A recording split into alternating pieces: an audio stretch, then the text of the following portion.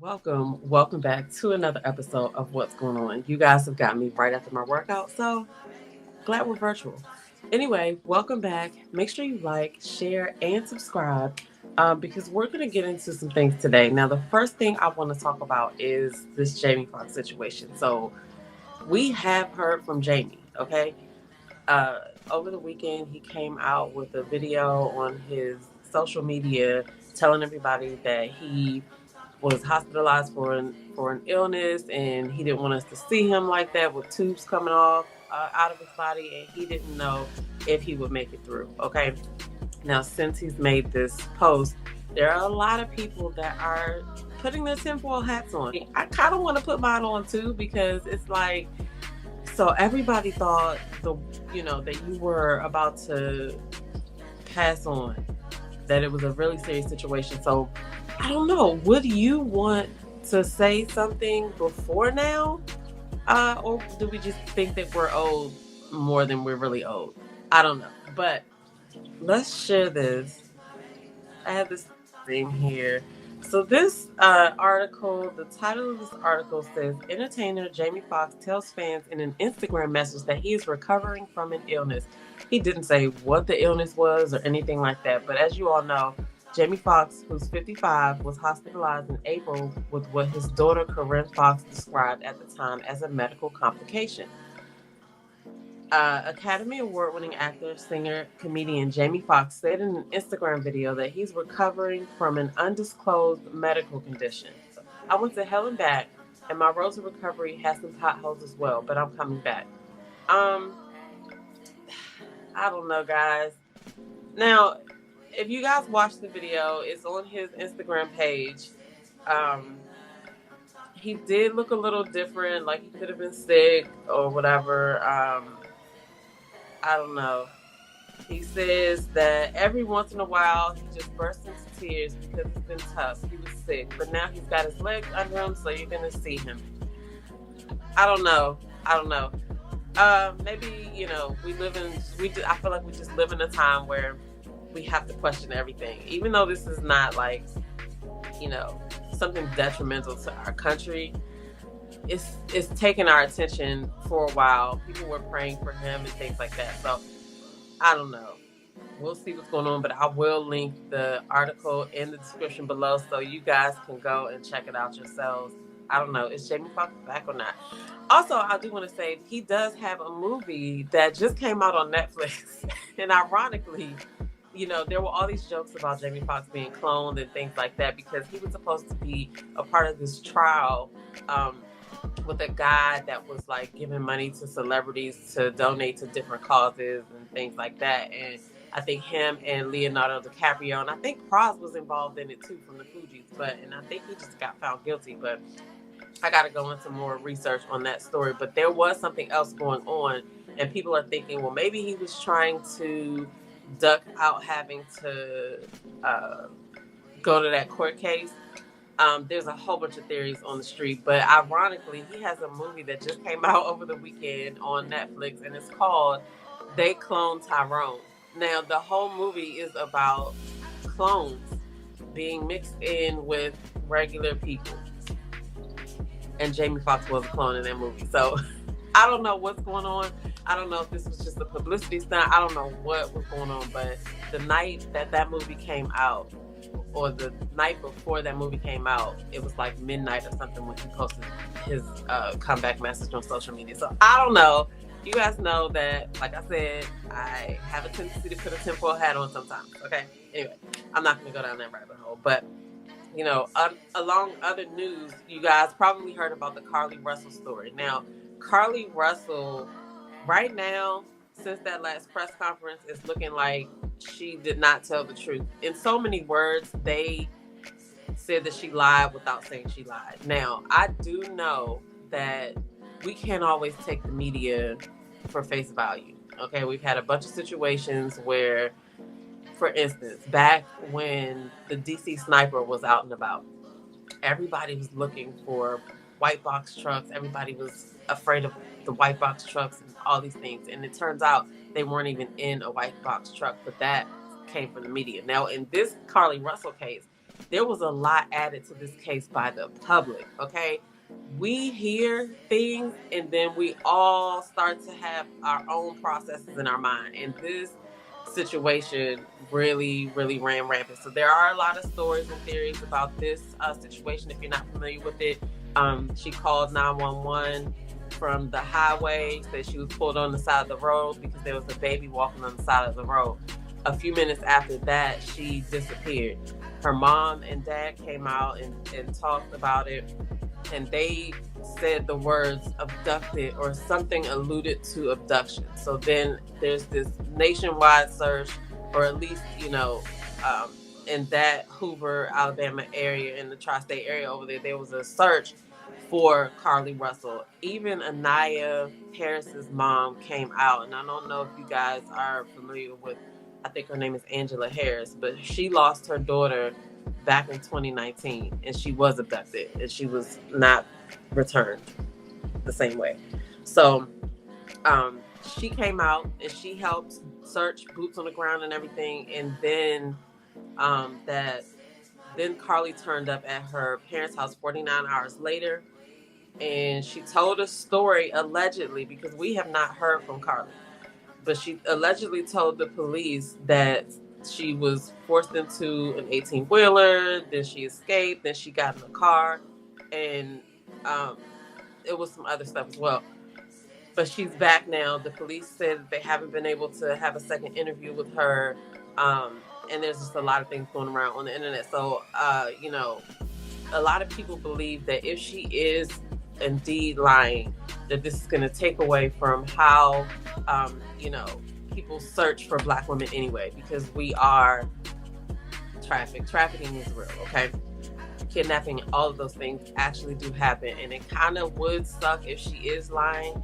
And so we'll just have to wait to see what comes of it, because this situation was going viral on TikTok. I mean, people were having panels. They were talking about it in depth. People were sharing their stories about their own kids who were missing and things like that. So I would just hate to believe that a person would do this.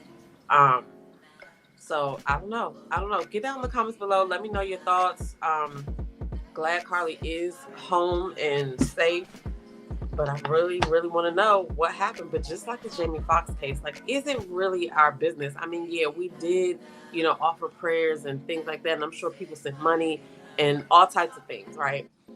But we don't really know these people. So, like, they really don't have to tell us anything. So I hope they do, though, because especially the Carlee Russell situation, that situation is scary. So, also, nobody else ever reported the baby. So that was also something that was like up for question, because they weren't searching for a baby. They were searching for her. So it's all just crazy.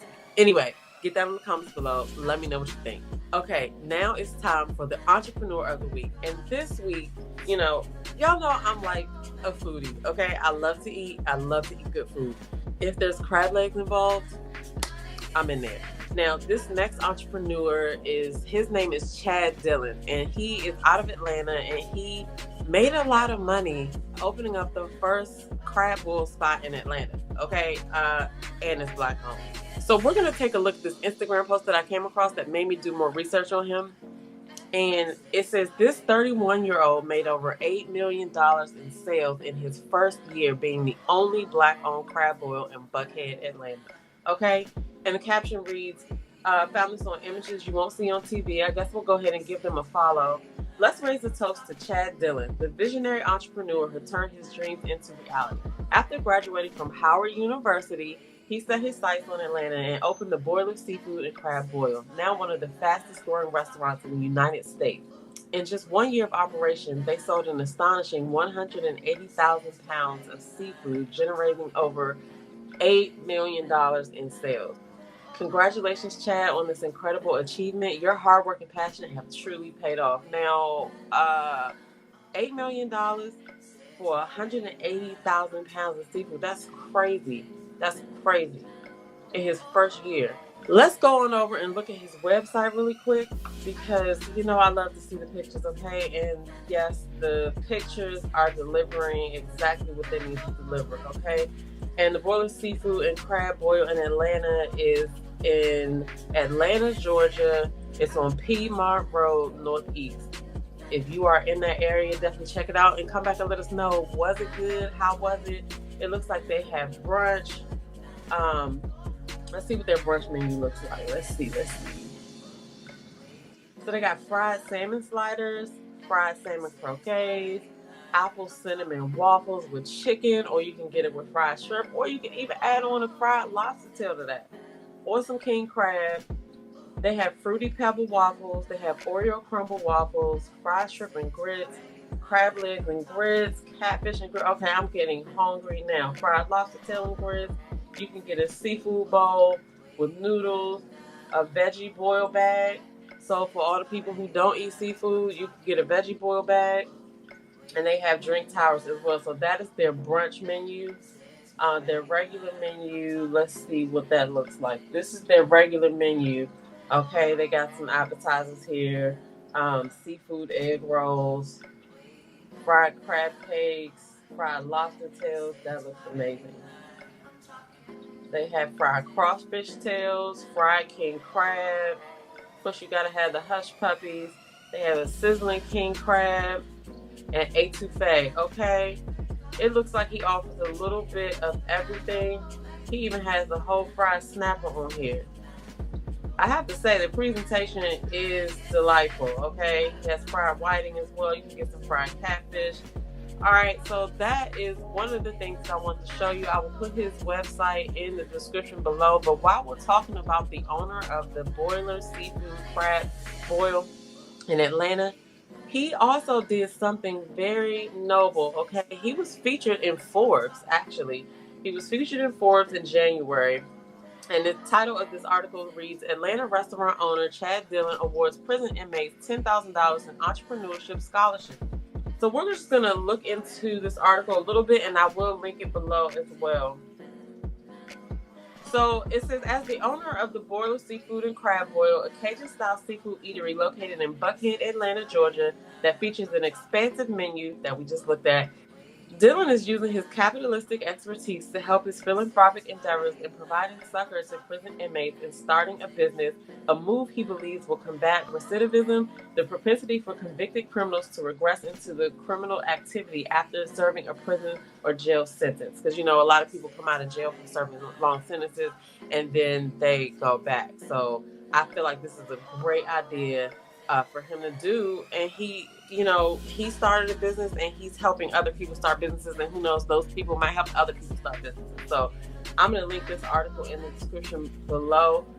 So we're going to head on over to his Instagram. We're already following him, so let him know when you go over there that you heard about him on RETV and your girl DamitaJo sent you, okay? But this is the Instagram page for the Boiler Atlanta Crab Boil. This is the #1 seafood and crab boil restaurant located in Buckhead, Atlanta. Black-owned business.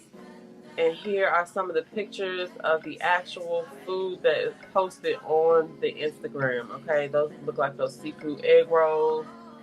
They have mussels. Okay, these must be the fruity pebble waffles right here.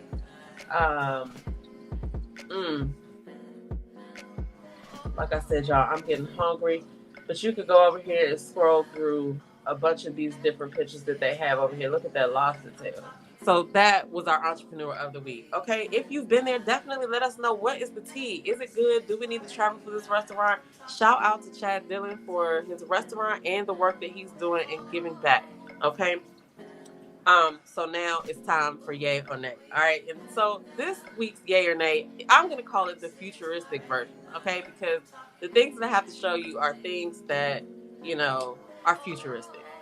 Okay, so the first thing that I want to share with you guys is this is something I never looked into, like who helped create the iPhone and things like that. But this guy, Imran Chaudhry, okay, he helped create the iPhone, and it looks like he is, the title of this video that you're going to watch, it says that he's about to destroy the iPhone. Now, you'll see why in a second. Okay, let's take a look at this video. Now he wants to destroy it. Check this out.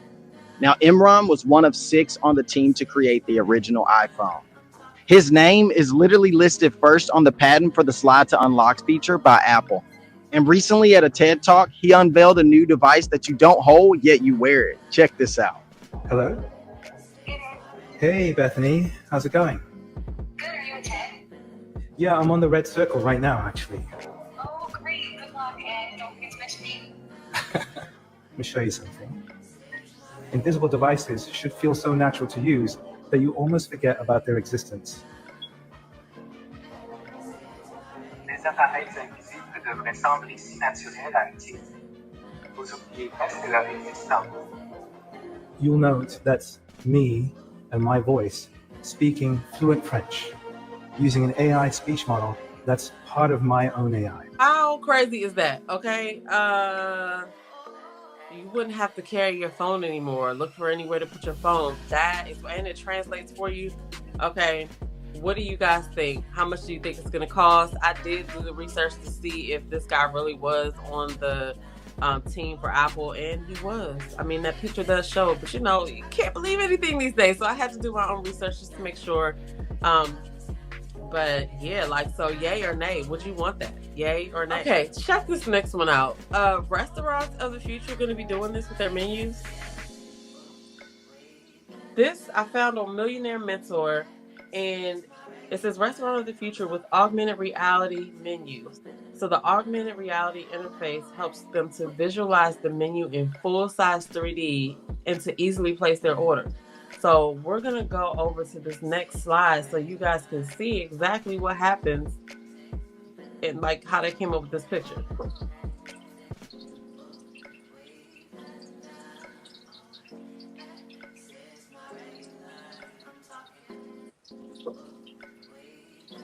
That's crazy.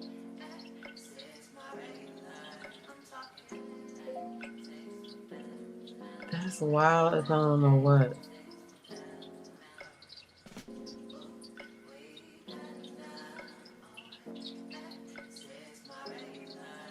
Now, I like to read the comments, and this comment over here says, if my order doesn't look like a hologram, I can sue, right? And then the next person says, the restaurant of the future will focus on making the food actually look like the picture. So I don't know if that's true because, are they going to focus on making the food look like that? Because now you look at these menus that we have where the picture's on there and it almost never looks like the picture unless it's a really great restaurant. But so what are your thoughts? What do you think? I would enjoy just going and look at the menu like that. So yay or nay? Do you like this concept?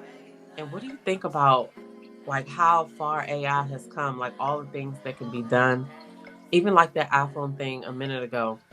I felt a little bit uncomfortable after I thought about it because I was like, when he did the translation to French, he never said that stuff in French, but it used his voice to say it back in French. So it's AI can do a lot, okay?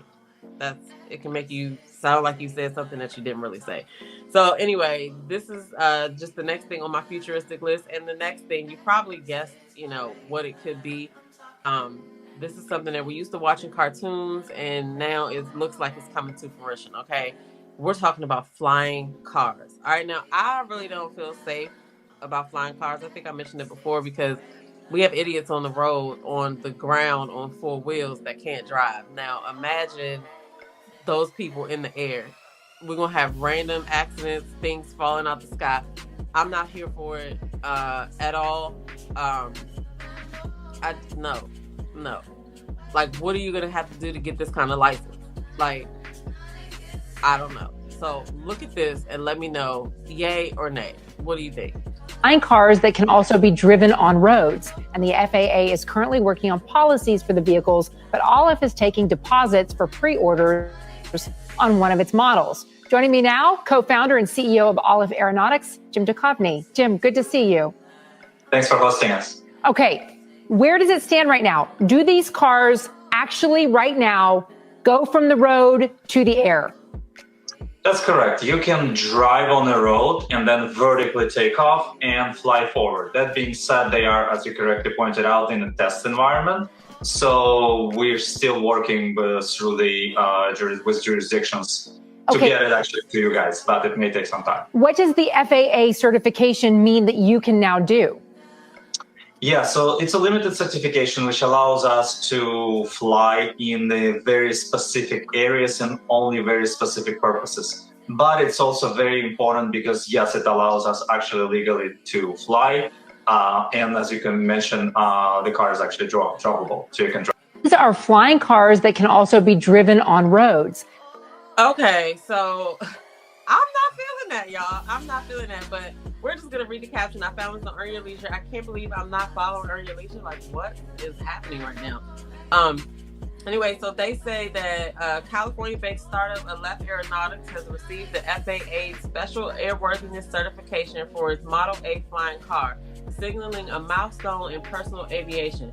The Model A, priced at $300,000. All right, I'm out. Okay, so everybody won't have access because I definitely won't be spending $300,000 on this. I think I said that the last time we talked about it, but the Model A, priced at $300,000, is equipped with drone-like internal propellers and offers a range of 200 miles over land and 110 in the air. Aleph's unique selling proposition lies in the Model A's driveway-friendly design with vertical takeoff and landing capabilities. So, what do you say? Yay or nay? I'm going nay, okay? Like I said, it's idiots on the ground already. Why do we need to put them in the air? This is no. Well, I guess they would only be able to fly over certain parts or whatever, but like, how are they going to keep that together? I don't know. I guess we will see, okay? I remember watching the Jetsons back in the day, and they had the flying cars. That was a long time ago. So now, this actual video looked just like how the Jetsons was, with the strings going different ways at different parts of the sky. But anyway, that's all I have for you guys today. Make sure you like the video, share, and subscribe. Don't forget to comment below. Let us know what you think about these topics that we talked about today. And I'm your girl, DamitaJo, and I'll see you guys.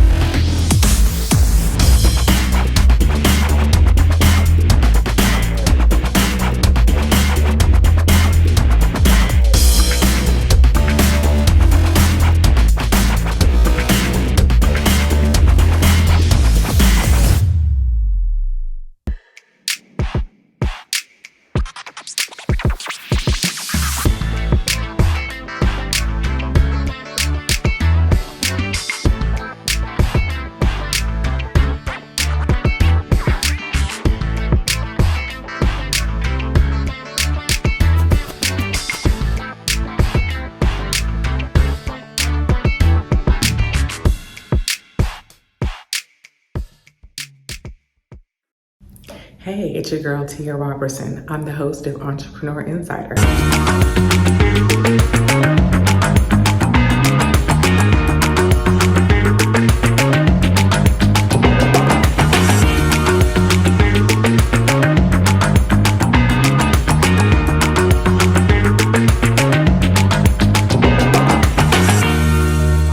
Right here on RETV, every Thursday at 6 p.m. Eastern for entrepreneurs and news that you need to know about. See you there.